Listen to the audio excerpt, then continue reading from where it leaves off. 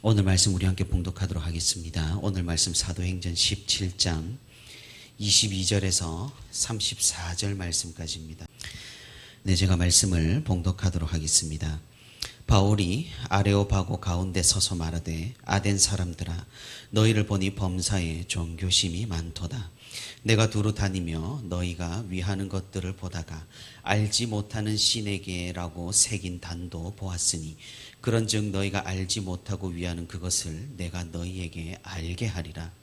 우주와 그 가운데에 있는 만물을 지으신 하나님께서는 천지의 주제시니 손으로 지은 전에 계시지 아니하시고 또 무엇이 부족한 것처럼 사람의 손으로 섬김을 받으시는 것이 아니니 이는 만민에게 생명과 호흡과 만물을 친히 주시는 이심이라. 인류의 모든 족속을 한 혈통으로 만드사 온 땅에 살게 하시고 그들의 연대를 정하시며 거주의 경계를 한정하셨으니 이는 사람으로 혹 하나님을 더듬어 찾아 발견하게 하려 하심이로되 그는 우리 각 사람에게서 멀리 계시지 아니하도다. 우리가 그를 힘입어 살며 기동하며 존재하느니라. 너희 시인 중 어떤 사람들의 말과 같이 우리가 그의 소생이라 하니 이와 같이 하나님의 소생이 되었은즉 하나님을 금이나 은이나 돌에다 사람의 기술과 고안으로 새긴 것들과 같이 여길 것이 아니니라. 알지 못하던 시대에는 하나님이 간과하셨거니와 이제는 어디든지 사람에게 다 명하사 회개하라 하셨으니 이는 정하신 사람으로 하여금 천하의 공의로 심판할 날을 작정하시고 이에 그를 죽은 자 가운데서 다시 살리신 것으로 모든 사람에게 믿을 만한 증거를 주셨음이니라 하니라. 그들이 죽은 자의 부활을 듣고 어떤 사람은 조롱도 하고 어떤 사람은 이 일에 대하여 네 말을 다시 듣겠다 하니 이에 바울이 그들 가운데서 떠나매 몇 사람이 그를 가까이 하여 믿으니 그 중에는 아레오바오 관리 디오누시오와 디마리라 하는 여자와 또 다른 사람들도 있었더라. 아멘. 네, 오늘도 이렇게 하나님과 동행하기 위해 새벽 기도의 자리에 나온 우리 모든 성도 여러분 진심으로 환영하고 또 축복합니다. 오늘도 우리 함께 말씀을 듣는 가운데 하나님의 크신 은혜와 위로가 풍성히 있기를 우리가 함께 기도하는 가운데 하나님의 축복과 응답하심이 있기를 주님의 이름으로 소망하고 또 축복합니다. 오늘 본문에서 우리는 사도 바울이 한 1장 연설을 하는 것을 우리가 살펴볼 수가 있습니다. 이것은 아덴에서 복음을 전하는 사도 바울을 초청하여서 그 아덴에 살고 있던 지식인들과 철학자들이 대체 사도 바울이 무슨 말을 하는지를 들어보기 위해서입니다. 고대 아테네는 지식과 철학의 도시였습니다. 비록 그 위상이 이전과 같지는 않다 하더라도 여전히 그들 가운데는 신랄한 비평과 날카로운 지식이 살아 있었을 것입니다. 사도 바울의 연설문, 설교문을 우리가 오늘 함께 읽었는데 이것을 읽어보면은 얼마나 바울이 이를 위해서 준비를 철저하고도 많이 했는지를 살펴볼 수가 있습니다. 하나님께서는 이 모든 것들을 예비하셨습니다. 자신들이 최고 선이라고 여기는 이 잘난 사람들에게도 하나님께서는 친히 기회를 주신 것입니다. 사도 바울은 분명하게 하나님과 예수 그리스도를 전했습니다. 그들의 언어로 또 그들의 생각으로 예수 그리스도에게 도달할 수 있게끔 올바르게 인도를 한 것입니다. 바울의 이런 노력과 시도는 열매를 맺게 됩니다. 그 교만한 아덴에서도 결국 예수님을 영접한 사람들이 생겨나게 됐고 복음의 역사는 이렇게 계속해서 지속되었던 것입니다. 오늘 본문 22절에서 31절까지 아레오파고에서 사도 바울이 한 연설을 기록을 하고 있습니다. 우리는 여기에서 여태까지 바울이 한 설교와 오늘 본문의 설교가 조금은 다르다는 것을 살펴볼 수가 있습니다. 바울은 이때까지 계속해서 도시들마다 다니며 유대인 회당에서 먼저 복음 전파를 시작했습니다. 그러니 기본적으로 하나님을 알고 율법을 알고 성경을 아는 사람들에게 복음을 전했던 겁니다. 그럴 때 바울은 주로 구약에서부터 시작을 하여서 예수님께서 진정 구약에 예언된 메시아의 임심을 사람들에게 보여주었습니다. 이로 인해서 많은 유대인들과 헬라인들이 예수님을 믿기 시작했고 여기에서부터 교회가 출발을 했던 것입니다. 그런데 오늘 아덴에서 하는 연설에서는, 설교에서는 그 시작이 좀 다릅니다. 22절에 바울은 아덴 사람들이 종교심이 많은 것을 칭찬하면서 시작하는 걸 읽어볼 수가 있습니다. 그리고 23절에 알지 못하는 신까지도 섬기는 그들에게 너희가 알지 못하는 진정하고 유일한 신을 알려주겠다고 말합니다. 이런 시작은 복음의 메시지를 듣는 사람들의 상황과 배경, 그런 어떤 상황과 배경에 따라서 적절하게 적용하고 각색을 한 것입니다. 먼저는 종교심이 많다는 것을 강조하면서 그들이 충분히 동의할 수 있는 개념으로 출발을 합니다. 우리가 여기에서 눈여겨보아야 할 점은 바울은 분명 아덴에서 우상을 보고 분노를 했지만 말씀을 전할 때 그들의 그런 우상 섬김, 종교를 비난하지는 않았다라는 점입니다. 오히려 칭찬으로 시작하여서 그들이 모르는 것들을 알려주고 진정한 진리가 무엇인지를 설명하고 설득하고자 한 것입니다. 사도 바울은 우리가 잘 알다시피 고등교육을 받은 사람입니다. 그리고 여기에 있는 모든 사람들도, 바울의 말을 듣는 모든 사람들도 고등교육을 받은 사람들입니다. 그래서 바울은 그에 맞추어서 변증을 하고 있는 것입니다. 무작정 처음부터 성경이나 예언이나 하나님을 소개하는 것이 아니라 그들의 종교심으로부터 시작을 하여서 하나님을 조심스럽게 소개를 하고 있는 겁니다. 하지만 바울이 조심스럽게 소개하고 있긴 하지만 오늘 본문 24절과 25절에 그분에 대해서 조금도 더하거나 빼는 것 없이 유일하시고 전능하시고 만물의 창조주이신 하나님을 선포합니다. 사도 바울은 이미 철학자들에 대해서 굉장히 잘 알고 있었다라는 것을 보여주는 것입니다. 먼저 철학자들의 사고에서부터 시작하여서 서서히 기독교 세계관으로 끌어들이고 있는 셈입니다. 철학에는 회개한다라는 개념이 없습니다. 왜냐하면 철학에는 선과 악이란 게 없기 때문입니다. 그들에게 선이라는 것은 인간이 그저 마땅히 가야 할 길을 선이라고 부르는 것입니다. 그 선을 따르지 않는다고 또 악은 아닙니다. 철학에 따르면 도덕도 윤리도 없습니다. 하지만 바울은 30절과 31절에 분명하게 죄의 개념을 등장을 시키고 하나님 앞에서 모두가 회개가 필요함을 강조하고 있습니다.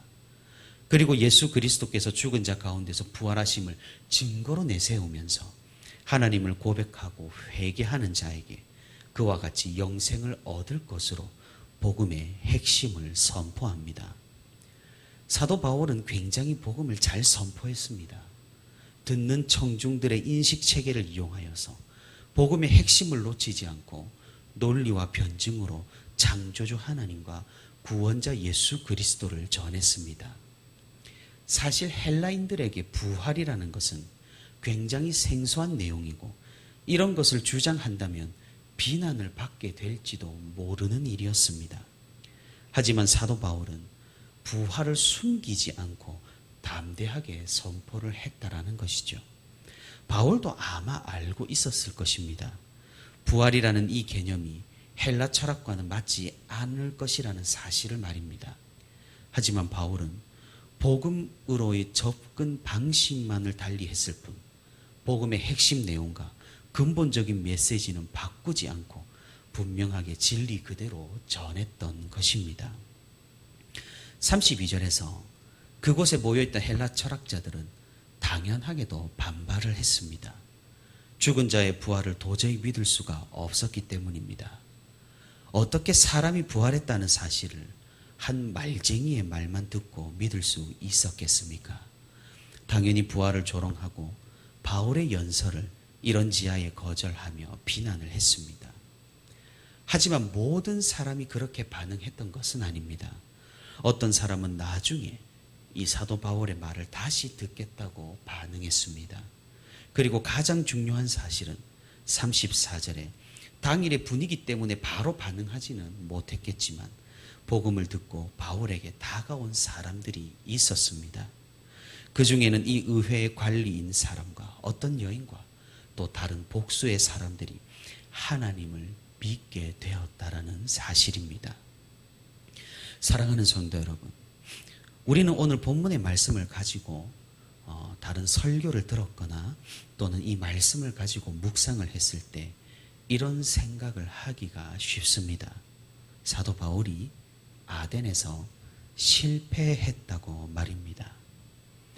왜냐하면 34절 이후로 아덴에 대한 기록이 더 이상 전해지지 않기 때문입니다. 그곳에 교회가 세워졌는지 또한 그 뒤로 어떤 많은 사람들이 하나님께로 돌아왔는지 우리는 알 수가 없습니다. 바울은 이후로 고린도로 향했다라는 사실만 누가는 기록을 하고 있습니다. 그리고 또 사도 바울이 나중에 고린도에 보낸 서신 고린도전서 2장 3절에 보면은 바울은 아덴에서 고린도로 간 이후에 자신이 굉장히 약해졌고 두려워했고 심히 떨었다고 기록을 또 하고 있기 때문입니다. 그래서 혹자는 말합니다. 사도 바울이 자신의 혈기로 분노하여서 복음을 전하니까 이런 결과가 나왔다고 말입니다. 또 다른 사람들은 말합니다. 사도 바울이 복음만을 전하지 않고 이상하게 변증을 하고 철학의 개념을 갖다가 쓰니까 이런 결과가 나왔다고 말입니다. 또 다른 사람은 말합니다. 실라와 디모데를 기다리지 않고 급하게 복음을 전하니 이런 결과가 나왔다고 말입니다. 그런데 저는 참으로 의문입니다. 아덴에서 사도 바울의 선교 사역이 정말 실패를 했던 걸까요? 이곳에서 연설되고 설교된 하나님의 복음은 정말 아무런 효과나 열매가 없이 그냥 땅에 떨어져 버린 것일까요? 전혀 그렇지 않다라는 것이죠. 분명히 열매가 있었습니다. 그리고 사도 바울은 청중에 맞추어서 굉장히 분명하게 복음을 전했습니다. 무엇보다 이곳에 복음의 씨앗이 심기어졌기 때문에 후에 헬라 지역이 복음화되고 로마가 복음화되었다라는 사실은 부정할 수가 없습니다. 그렇기에 바울은 실패하지 않았습니다. 바울이 실패했다고 우리가 여긴다면 우리는 하나님의 실패를 논해야 할 것이기 때문입니다. 바울은 복음의 메시지를 전하는 그 메신저로서의 역할을 탁월하게 해냈습니다. 다만 그 열매가 맺히는 것은 전적으로 하나님의 소관인 것이죠. 우리는 하나님의 역사가 어떻게 이곳에서 이루어진 것인지 섣불리 판단해서는 성공과 실패를 섣불리 판단해서는 안 될 것입니다. 우리가 오늘날 하는 사역도 마찬가지입니다. 부교역자로 교회 사역을 하다 보면은 불가피하게 사역하던 교회에서 사임을 하고 다른 곳으로 임지를 이동할 때가 있습니다. 교사들과 교회 학교를 위해 헌신했던 그 열심들이 바로바로 당대의 결과로 나타나지 않는 경우들이 많다라는 것입니다. 심지어 임지를 이동한 후에 이전 교회에서 제가 뿌린 씨앗들이 열매를 맺는 경우도 많이 봅니다. 이전에 있었던 교역자의 노력이 제가 와서 이곳에서 열매를 맺는 경우도 있습니다. 우리의 자녀들은 어떠합니까? 기도의 눈물로 부모님들은 씨앗을 뿌립니다. 자녀에게 그 열매가 정말 늦게 나타나는 경우가 있다라는 사실입니다. 우리는 이런 것들을 기억할 필요가 있습니다. 그러니까 우리는 씨앗을 뿌리는 일을 멈추어서는 안 될 것입니다. 사랑하는 성도 여러분, 하나님의 역사는 가장 적절할 때 드러납니다. 하나님의 섭리는 가장 알맞을 때 보여집니다. 그때가 언제인지는 우리는 알 수가 없는 노릇입니다. 그러니 성공과 실패를 미리 진단하고 미리 낙심하거나 미리 기뻐하는 일을 우리는 조금은 지양해야 할 것입니다. 지금의 성공은 이전에 뿌린 씨앗의 열매일 수 있다라는 사실, 그리고 지금의 실패가 시간이 지나 그 열매들이 맺히는 성공으로 이어진다라는 사실을 우리가 믿어 의심치 않기를 바랍니다.